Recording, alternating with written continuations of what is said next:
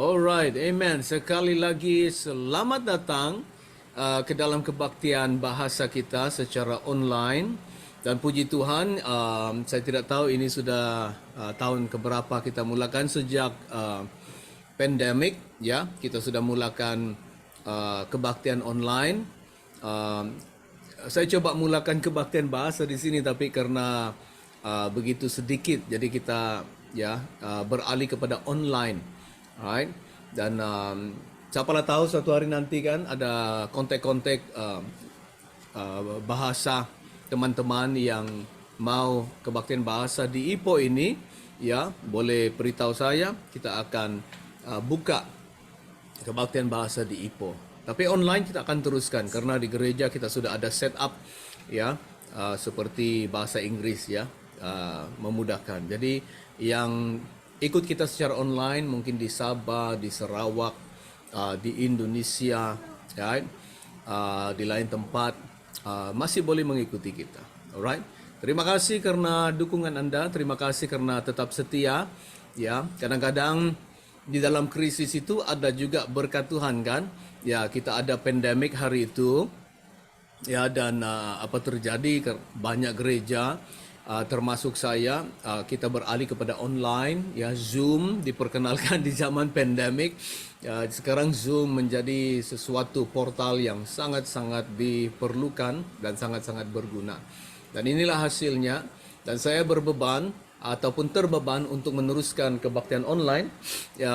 Tidak kisahlah sama ada banyak yang ikut atau banyak yang join, tidak kisah, tapi mereka yang join kita menerima feedback atau kesaksian bahwa mereka sangat diberkati. Jadi saya terbeban untuk meneruskan, saudara-saudara.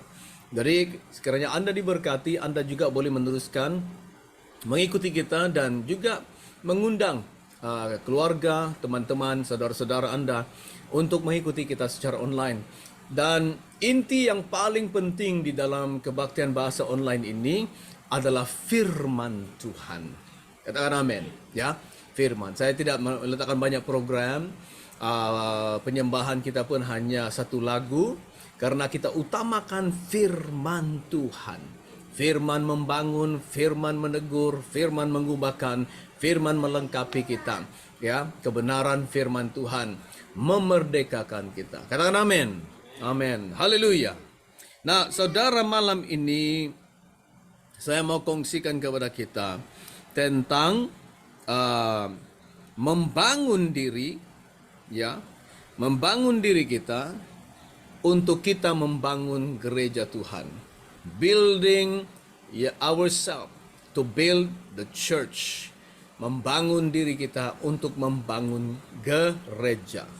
Kita baca di dalam Kolose pasal 3 dari ayat 1 hingga 17, ya. 17 ayat, tapi kita baca itu hanya berapa menit lah, mungkin 3 menit, 4 menit, ya. Kita baca, alright? Mungkin banyak di antara kita, memang kita baca Alkitab, tapi biasanya kita bukan baca setiap hari.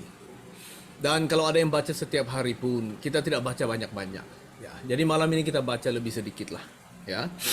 Kolose pasal 3 dari ayat 1. Karena itu jikalau kamu dibangkitkan bersama dengan Kristus, carilah perkara yang di atas, di mana Kristus ada, duduk di sebelah kanan Allah. Pikirkanlah perkara yang di atas, bukan yang di bumi, sebab kamu telah mati dan hidupmu tersembunyi bersama dengan Kristus di dalam Allah. Apabila Kristus yang adalah hidup kita menyatakan diri kelak, kamu pun akan menyatakan diri bersama dengan Dia dalam kemuliaan. Ayat 5, karena itu matikanlah dalam dirimu segala sesuatu yang duniawi, yaitu percabulan, kenajisan, hawa nafsu, nafsu jahat, dan keserakahan yang sama dengan penyembahan berhala. Jadi maksudnya ayat 5 itu semua itu adalah penyembahan berhala. Ayat 6, semuanya itu mendatangkan murka Allah atas orang-orang durhaka Dahulu kamu juga melakukan hal-hal itu ketika kamu hidup di dalamnya. Tetapi sekarang buanglah semuanya ini, yaitu marah, geram, kejahatan, fitnah, dan kata-kata kotor yang keluar dari mulutmu. Jangan lagi kamu saling mendustai, karena kamu telah menanggalkan manusia lama serta kelakuannya, dan telah mengenakan manusia baru yang terus-menerus diperbaharui. Terus-menerus ya, diperbaharui untuk memperoleh pengetahuan yang benar menurut gambar kaliknya. 11, dalam hal ini tiada lagi orang Yunani atau orang Yahudi, orang-orang bersunat atau orang-orang tak bersunat, orang barbar atau orang skit, budak atau orang merdeka, budak hamba ya, slave. Tetapi Kristus adalah semua dan di dalam segala sesuatu. Karena itu sebagai orang-orang pilihan Allah yang dikuduskan dan dikasihinya, kenakanlah belas kasihan, kemurahan, kerendahan hati, kelemah lembutan, dan kesabaran. Sabarlah kamu seorang terhadap yang lain, dan ampunilah seorang akan yang lain apabila yang seorang menaruh dendam terhadap yang lain. Sama seperti Tuhan telah mengampuni kamu, kamu perbuat jugalah demikian. Dan di atas semuanya itu, kenakanlah kasih sebagai pengikat yang mempersatukan dan menyempurnakan. Hendaklah damai sejahtera Kristus memerintah dalam hatimu. Karena untuk itulah kamu telah dipanggil menjadi satu tubuh, dan bersyukurlah. Hendaklah perkataan Kristus, yaitu firman Tuhan, diam dengan segala kekayaannya di antara kamu, sehingga kamu dengan segala hikmat mengajar dan menegur seorang akan yang lain, dan sambil menyanyikan mazmur dan puji-pujian dan nyanyian rohani, kamu mengucap syukur kepada Allah di dalam hatimu. Dan segala sesuatu yang kamu lakukan dengan perkataan atau perbuatan, lakukanlah semuanya itu dalam nama Tuhan Yesus, sambil mengucap syukur oleh Dia kepada Allah Bapa kita. Luar biasa. Message Paulus di dalam gereja Kolose sangat luar biasa. Ada persamaan dengan surat kepada Efesus, ya. Ya. Di dalam Efesus berbicara tentang kita adalah tubuh Kristus yang adalah kepala. Di dalam Kolose dia berbicara tentang Yesus yang adalah kepala, ya. Dialah di atas segala sesuatu, dan kita adalah tubuh Yesus Kristus. Membangun diri untuk membangun gereja. Saudara, kita tidak boleh membangun kalau kita tidak dibangun. Kita hanya boleh membangun gereja Tuhan atau melayani, membantu, menolong dalam membina, membangunkan gereja Tuhan apabila kita dibangunkan di dalam Kristus Yesus. Kita harus menjadi orang-orang yang membangun gereja, bukan hanya yang datang sembahyang, datang beribadah. Bukan saja orang yang duduk di kerusi setiap hari Minggu sampai kita tua, sampai beranak cucu. Kerja kita hanya duduk di gereja. Memang setia datang gereja, tapi hanya datang sembahyang dan duduk di sana dan tidak melakukan lebih daripada itu. Saudara, kalau kita sikap begitu, kita tidak membangun gereja Tuhan. Bagaimana supaya kita boleh membangun diri kita di dalam Tuhan, supaya kita boleh membangun gereja Tuhan? Saya kongsikan sedikit ini secara ringkas malam ini. Yang pertama, dari ayat 1 hingga 4, Kolose 3 kita baca tadi. Yang pertama, katanya kita harus berpikir tentang perkara-perkara yang di atas. We need to think heavenward. Kita harus berpikir tentang surgawi, hal-hal surgawi, perkara-perkara yang di atas. Di atas itu kan rohani. Di atas itu adalah hal-hal rohani, hal-hal tentang Tuhan, hal-hal tentang sorgawi. Karena katanya di sini di ayat 1, karena itu kalau kamu dibangkitkan bersama dengan Kristus. Maksud Paulus memandangkan Anda sudah dibangkitkan bersama Kristus. Maksudnya memandangkan Anda sudah mengenal Tuhan. Anda sudah mengalami keselamatan. Anda sudah menerima Yesus. Anda sudah menerima hidup yang baru. Hiduplah di dalam hidup yang baru itu yang menuju ke atas. Orang Kristen, perjalanan kita adalah ke atas. Penglihatan kita, cara kita melihat adalah ke atas. Kita memikirkan hal-hal yang di atas, kata Paulus di sini. Katanya pertama, carilah perkara yang di atas. Di ayat 2, nomor 2 katanya, pikirkanlah perkara yang di atas. Jadi kita dinasihati firman Tuhan, memandangkan kita sudah menjadi orang Kristen, memandangkan kita sudah menerima Yesus. Hidup kita hari ini adalah menumpukan kepada mencari perkara yang di atas dan memikirkan perkara yang di atas.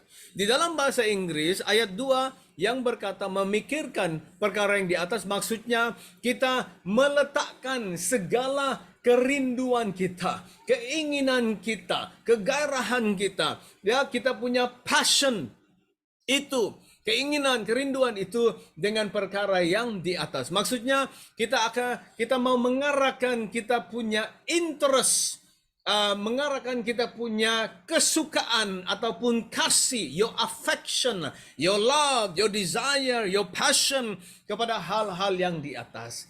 Haleluya.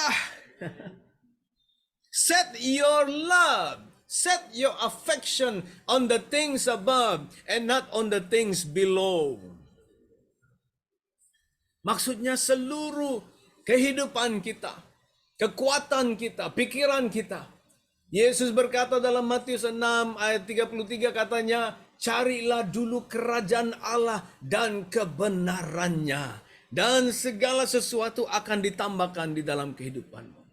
Kita harus mencintai, mengasihi Tuhan di dalam kehidupan kita. Haleluya. Cari perkara yang di atas. Kita harus merindukan surga.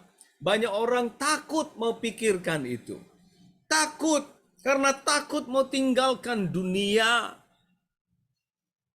Ada orang takut memikirkan itu karena dia tahu yang dia tidak akan ke sana. Mereka takut karena dia tahu cara hidup dia ini tidak melayakkan dia ke sana. Itulah dia tidak memikirkan tentang surga. Banyak orang dia pikir dia akan hidup selama-lamanya. Jadi dia cobalah segala sesuatu. Dia pergi exercise, dia pergi training, dia minum vitamin, dia minum nutrition, dia panggil Amway, dia panggil apa lagi? One Way, dia panggil ya, ada One Way, Causeway, ya, Nutrilite, ya, dia panggil apa lagi? Banyaklah hari ini yang jual. Kalau di dalam Facebook pun kita lihat juga ada obat ini, obat itu, banyak sekali sekarang dijual. Dan mereka begitu meyakinkan, katanya dalam 1 bulan kalau Anda makan ini pasti ada kesembuhan, ada perubahan. Wah, baru Anda cek, mentype, ya, mau beli berapa? Oh, ratus ringgit. Gimana saudara? Jadi manusia mau hidup lama karena dia takut mau pikirkan tentang di atas, karena dia tahu cara hidup dia tidak layak untuk pergi ke atas. Tapi di sini Paulus memberitahukan kita bahwa ini dia memberikan kita firman ini dengan penuh keyakinan, penuh kepastian. Memandangkan kamu sudah terima Yesus, memandangkan kamu sudah bertobat, memandangkan sudah menerima hidup yang kekal, pikirkanlah perkara yang di atas. Think about heaven. Renungkan hal ini. Kenapa? Katanya kita cari perkara di atas dan pikirkan hal yang di atas, bukan yang di bumi. Kenapa? Ayat 3 berkata, karena hidup kamu tersembunyi di dalam Kristus, di dalam Allah. Yang kedua, karena Kristus akan menyatakan dirinya kelak. Maksudnya Yesus akan datang. Yesus berjanji bahwa dia datang kembali dalam Yohanes 14 dan dia akan mengambil kita dan membawa kita ke tempat Bapa. Yesus telah pergi untuk menyediakan tempat bagi kita.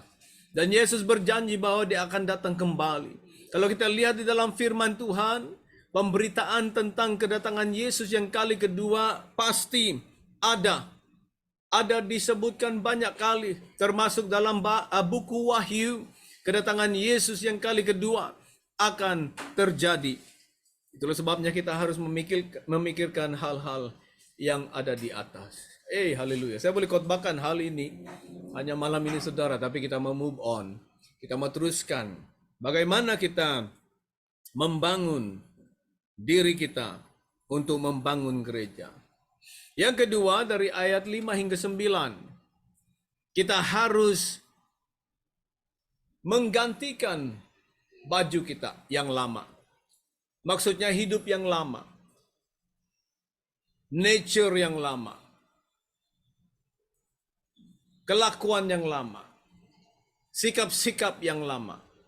Itulah pakaian kita. Kita ubahkan. Ayat 5 katanya, karena itu matikanlah dalam dirimu segala sesuatu yang duniawi. Yaitu apa? Percabulan. Itu fornication dalam bahasa Inggris. Percabulan. Kenajisan. Uncleanness. Hawa nafsu. Lust. Nafsu jahat. Dan juga keserakahan. Yang sama dengan menyembah berhala. Semuanya ini adalah baju, sikap-sikap ataupun baju yang dipakai oleh dunia. Dan bagi dunia ini adalah biasa. It's a norm. Percabulan bagi mereka biasa. Tukar-tukar perempuan itu biasa. Ya, pergi nightclub, pulang bawa perempuan itu biasa bagi orang dunia. Itu adalah hidup dunia. Percabulan, kenajisan, sama. Tukar-tukar pasangan di dunia itu biasa. Dan mereka juga bermegah, bilang, wow, minggu ini 5 perempuan saya tiduri. Wah, hebat. Ya. Minggu ini saya berjudi, minggu ini saya mabuk sampai muntah-muntah. Wow, hebat. Ini dunia, tidak heran, biasa dengan mereka. Tapi firman Tuhan mengatakan, ini adalah baju mereka. Dan dengan itulah kita mengenal mereka. Tapi memandangkan kita sudah terima Yesus, menerima hidup yang baru, hidup bertobat, kita tukar baju lama untuk pakai baju baru, sikap-sikap yang baru. Katakan amin. Sikap yang baru. Kita buang yang lama. Nah, soalannya ini, di sini katanya, siapa yang melakukannya? Kita. Banyak orang Kristen berdoa, Tuhan ubahkan saya. Tuhan buanglah dari hidup saya ini kenajisan, percabulan. Ya. Tapi Tuhan yang suruh kita. Kita yang buat keputusan. Kita memutuskan karena kita mengenal kebenaran untuk meninggalkan semua. Haleluya. Katanya semua ini mendatangkan murka Allah. Ayat 6. Ayat 7, dahulu kamu juga melakukan hal itu. Nah, jadi dulu kita memakai pakaian ini.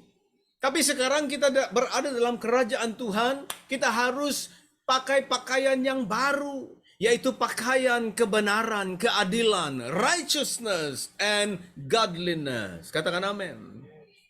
Ayat 8 katanya sekarang, buanglah. Buang.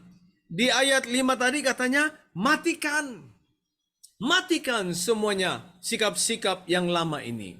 Sikap-sikap yang najis, sikap-sikap dosa, sikap-sikap ini. Kita matikan. Di ayat 8, buanglah semuanya ini. Marah, geram, kejahatan, fitnah, kata-kata kotor. Nah, sekali lagi, ini biasa kepada dunia. Kan? Marah itu biasa, geram itu biasa, kejahatan itu biasa, fitnah, kata-kata kotor biasa untuk orang dunia. Kita dengar mereka cara bercakap. Mereka cakap bahasa yang kasar, bahasa yang kotor. Itu biasa dengan mereka. Tapi bagi kita tidak. Karena firman Tuhan kata, buanglah, buanglah, buanglah. Banyak orang Kristen ikut-ikut seperti dunia. Oh, banyak orang Kristen pakai bahasa-bahasa yang mereka dengar di movie, dengar dari Amerika, dengar dari movie-movie yang mereka lihat. Mereka ikut bahasa-bahasa yang mereka dengar dari television, dari video, daripada YouTube. Tapi kata firman Tuhan itu seharusnya kita buang, bukannya kita pakai. Orang Kristen pakai bahasa-bahasa yang betul. Amin. Ya. Untuk membangun diri kita. Buang, saudara. Sekali lagi, siapa yang melakukan? Kita yang harus melakukan. Kita boleh minta pertolongan Tuhan, kekuatan Tuhan, ya, untuk menolong kita untuk mampu membuangnya. Buang. Buang perkara yang ataupun baju yang lama. Maksudnya sikap-sikap yang lama. Manusia lama. Buang. Ayat 10 hingga ayat 14. Kita pakai baju baru. Kan kalau ada perayaan, Christmas akan datang. Orang shopping beli baju baru karena Christmas harus pakai baju baru. Tahun baru mesti pakai baju baru. Yang lama disimpan, bukan dibuang. Disimpan. Ya. Tapi kalau kita beli baju baru, pakai baju baru kan kita nampak begitu begitu sega, begitu cantik, ya, dengan baju yang baru, ya. Jadi orang lihat kita bilang, wah, bersinar, memancar, wah, baju baru. Kalau kita jumpa teman bilang, kalau dia pakai baju baru, dia bilang, wah, baju baru kah? Wah, kenapa? Dia akan dikenal. Kita akan tahu perbezaan dia. Saudara, kalau orang Kristen mengenakan baju baru ini yang datang dari Tuhan Yesus, orang akan kenal kita. Orang akan lihat kita bilang, wah, kau bukan macam dulu lagi. Baru, oh. Ya, sikapmu bukan macam dulu lagi. Ya, kelakuanmu bukan macam dulu lagi. Cara kamu bercakap lain, oh. Bukan macam dulu. Orang akan kenal. Orang akan lihat perbedaan. Ayat 10, kenakanlah manusia baru yang terus-menerus diperbarui. Manusia baru ini dia terus-terus diperbarui. Ya. Saya suka ini. Katanya, ayat 11, dalam hal ini tiada lagi orang-orang Yunani atau orang Yahudi, bersunat atau tak bersunat, barbar, skit, budak atau merdeka. Dengar nih, tetapi Kristus adalah semua dan di dalam segala sesuatu. Kalau di dalam bahasa Inggris katanya, Christ is all and Christ is in all. Tak ada perbedaan. Yesus Kristus adalah semua. Maksudnya Yesus itu orang Filipin. Yesus itu orang Cina. Orang India. Yesus itu orang Sarawak, orang Indonesia, orang putih. Yesus adalah semua dan segala sesuatu. Yeay! Ha. Oh, Yesus adalah orang Iban, orang Dayak, orang asli. Yesus itu orang Timur.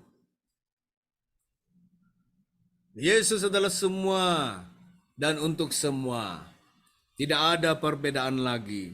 Ya, Yahudi, Yunani, bersunat tak bersunat, barbar, orang skit, apa saja pun, Yesus adalah semua dan segala sesuatu. Wah, luar biasa ini firman. Saya sangat enjoy kalau saya lihat, baca dan juga memberitakannya. Haleluya.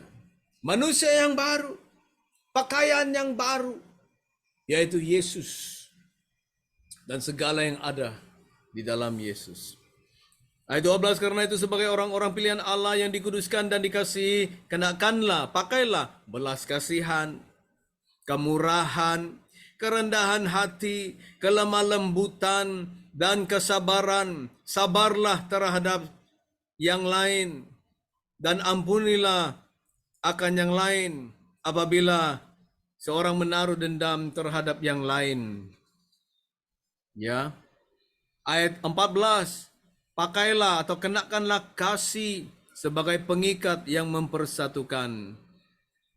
Luar biasa kan? Saudara, yang keempat, kita harus membenarkan doa dan juga firman tinggal di dalam hidup kita. Dari ayat 15 hingga ayat 17.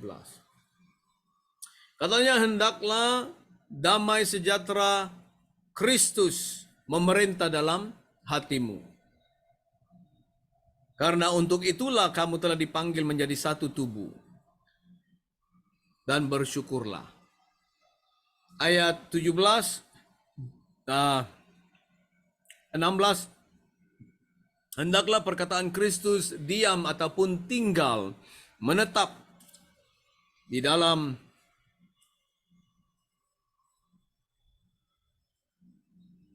segala kekayaan, dengan segala kekayaannya di antara kamu, sehingga kamu dengan segala hikmat mengajar. Jadi damai sejahtera dan firman. Damai sejahtera ini saya ikat dengan doa, karena kita tidak akan mengalami damai sejahtera kalau kita tidak berdoa. Yesaya 26:3 berkata, damai sejahtera Tuhan itu tinggal dalam hidup kita apabila pikiran kita itu tinggal di dalam Tuhan. Bagaimana pikiran kita itu tinggal dalam Tuhan? Itu dalam doa. Tanpa doa, kita tidak akan mengalami damai sejahtera. Walaupun kita percaya Yesus, pikiran kita harus sentiasa berada di dalam Tuhan. Katanya firman itu harus tinggal di dalam hidup kita dengan kekayaannya. Let the word of Christ dwell in you richly in all wisdom. Doa dan firman ini saya gambarkan seperti dua kaki kita. Dua kaki rohani, dua kaki orang Kristen. Banyak orang Kristen tidak berjalan dengan baik karena dua kaki ini tidak sempurna. Doanya tidak sempurna, firman Tuhan dalam hidupnya tidak sempurna, tidak konsisten. Jadi dia berjalan tidak betul.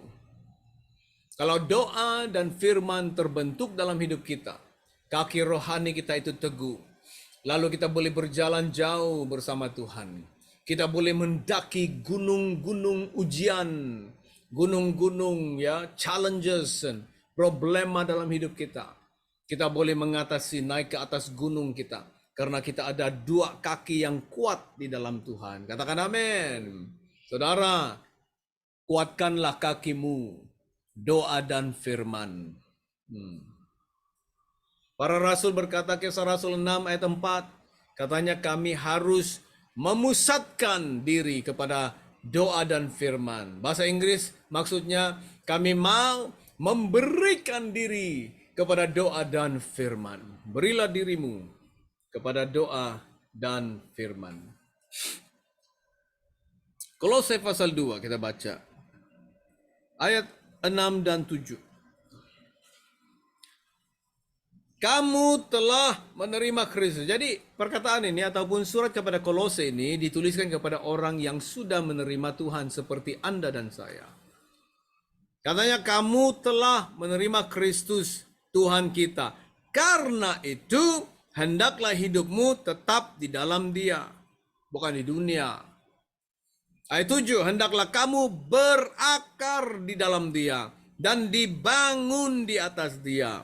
Hendaklah kamu bertambah teguh dalam iman yang telah diajarkan kepadamu, dan hendaklah hatimu melimpah dengan syukur.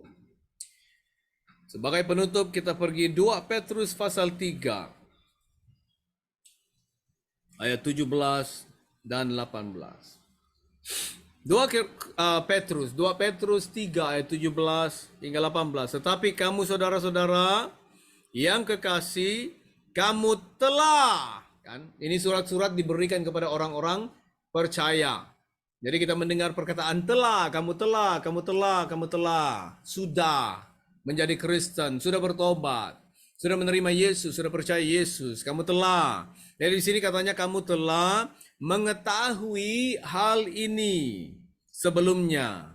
Apakah hal itu? Dalam 2 Petrus kita melihat ada 3 hal yang penting. Dalam pasal 1 dia berbicara tentang guru-guru palsu akan datang. Pasal 2 dia berbicara tentang pencemooh yang akan datang. Pasal 3 dia berbicara tentang kedatangan Tuhan akan datang. Jadi ada 3 perkara penting dalam 2 Petrus. Hal-hal ini. Karena itu waspadalah supaya kamu jangan terseret ke dalam kesesatan orang-orang yang tak mengenal hukum, tak mengenal firman.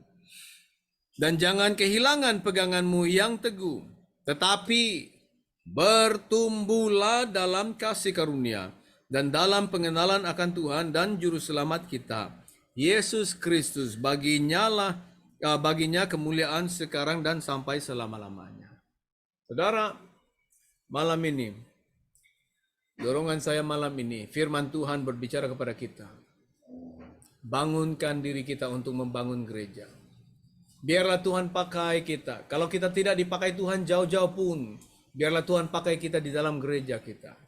Kalau ada masalah dalam gereja kita, kita belajar untuk menyelesaikannya supaya kita boleh membangun gereja. Orang Kristen hari ini dia jalan pintas, senang saja mereka. Begitu mudah sekali. Kalau ada masalah pindah gereja. Adakah itu Tuhan mau? Banyak orang Kristen tidak sadar kalau dia pindah gereja, dia tidak sadar kerusakan yang dia akibatkan. Dia pikir kalau dia pindah gereja, hidupnya lebih senang di sana atau dia membantu di sana. Sedangkan di sebelah sini dia tinggalkan kerusakan. Dia tinggalkan kesakitan. Dia tinggalkan kekecewaan. Dia tinggalkan kepedihan hati, perasaan. Jadi dia hanya pikir dia sana. Itu orang yang pikir diri sendiri. Very selfish. Tak pikirkan tentang gerejanya. Gembalanya memuridkan dia bertahun-tahun. Menasihati, counseling, mendoakan, mengalirkan air mata di hadapan Tuhan karena kehidupannya yang perlu dirawat, diubahkan, dan disembuhkan. Sekarang dia sudah bertumbuh, membesar dalam Tuhan, ada masalah sedikit, dia tinggalkan gereja. Dan dia menyembah Tuhan di sana. Oh, haleluya, haleluya, haleluya. Dia pikirnya Tuhan suka, Tuhan senang. Tidak ya. Kalau kita pikirkan betul-betul. Membangun diri. Sebelum kita tutup, ini penting ya kita ingat. Di gereja di mana Tuhan letakkan kita, itu adalah tempat yang paling terbaik untuk kita berpeluang untuk bertumbuh. Dan kalau gereja kita ada masalah, itu lagi baik untuk peluang kita bertumbuh. Katakan amin. Kalau kita tinggalkan gereja karena ada masalah, lalu kita bilang kita pergi di sana karena di sana tidak ada masalah. Di sana kita tidak ada peluang untuk bertumbuh. Hanya kita bilang haleluya, bagus semua, khotbah bagus. Oh haleluya, hadirat Tuhan, haleluya, haleluya. Tapi tidak ada pertumbuhan. Karena pertumbuhan itu terjadi apabila ada pergeseran. Pertumbuhan terjadi apabila ada stres. Sama dengan pohon-pohon, tanaman-tanaman. Mencapai kematangan, ada stres. Ada pergeseran. Pergeseran itu tidak dikatakan buruklah sama sekali, tapi peluang untuk bertumbuh. Kalau ada masalah, kita ada peluang untuk melatih diri untuk mengampuni. melatih diri untuk menerima, melatih diri untuk mengasihi. Dan karena kita ada tempat untuk mengasihi, kita akan bertumbuh. Kita akan dilatih, di-training untuk menjadi matang, menjadi expert, menjadi orang yang tahu melakukan kehidupan Kristen. Sama juga dengan tentara-tentara, askar-askar. Askar-askar ini bukan hanya duduk di dalam kelas, ini cara menembak, ini cara untuk mempertahankan diri, ini cara untuk melawan di dalam medan peperangan. Oke, sekarang sudah tahu bukunya semua, besok pergi berperang. Bukan. Askar-askar ini akan diletakkan di medan yang sebenar. Cara menembak, mereka pergi ke lapangan untuk menembak. Tembak betul-betul. Untuk mereka melatih, berlawan, mereka akan training untuk bagaimana mempertahankan diri. Jadi adalah untuk mereka berlawan, untuk belajar. Jadi dilatih diri mereka. Mereka akan merasa kesakitan, mereka akan rasa itu stres. Teman saya berada, sudah retired, bersara dari ketenteraan. Dia beritahu saya, selama beberapa tahun ini sampai bersara, teruk sekali lah brother. Setiap kali kita ditengking, teriak di telinga kita. Itu training, saudara, bukan bully. Di training untuk membiasakan diri. Karena kalau ditangkap oleh penjahat, ditangkap oleh musuh, itu juga yang dibuat musuh kan. Dipukul, Jadi mereka di training. Di dalam kehidupan Kristen ini yang terjadi dalam gereja. Untuk kita dibangun, kita akan melihat masalah-masalah. Tapi bagaimana kita mengatasi? Bagaimana kita mendekati? Banyak hari ini, di zaman ini, lompat, si katak lompat. Pindah randa seperti orang-orang nomad. Saudara, kalau kita mau bertumbuh, kita setia. Sama juga dalam keluarga. Keluarga bukan selalunya oke, ada masalah, ada misunderstanding, ada perselisihan, ada ketidaksepahaman. Tapi bukan karena itu kita lari kan, pindah di sebelah rumah tetangga kita, bukan. Kita tetap tinggal di dalam rumah. Memang ada juga lah kasus-kasus yang orang meninggalkan rumah, lari dari rumah dan semuanya. Tapi bukan semuanya.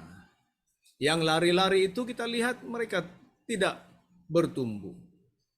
Tapi yang tinggal di dalam keluarga, mereka bertumbuh. Mereka mengenal apa itu kasih. Mereka mengenal apa itu sabar. Mereka tahu mengenal apa itu mengampuni.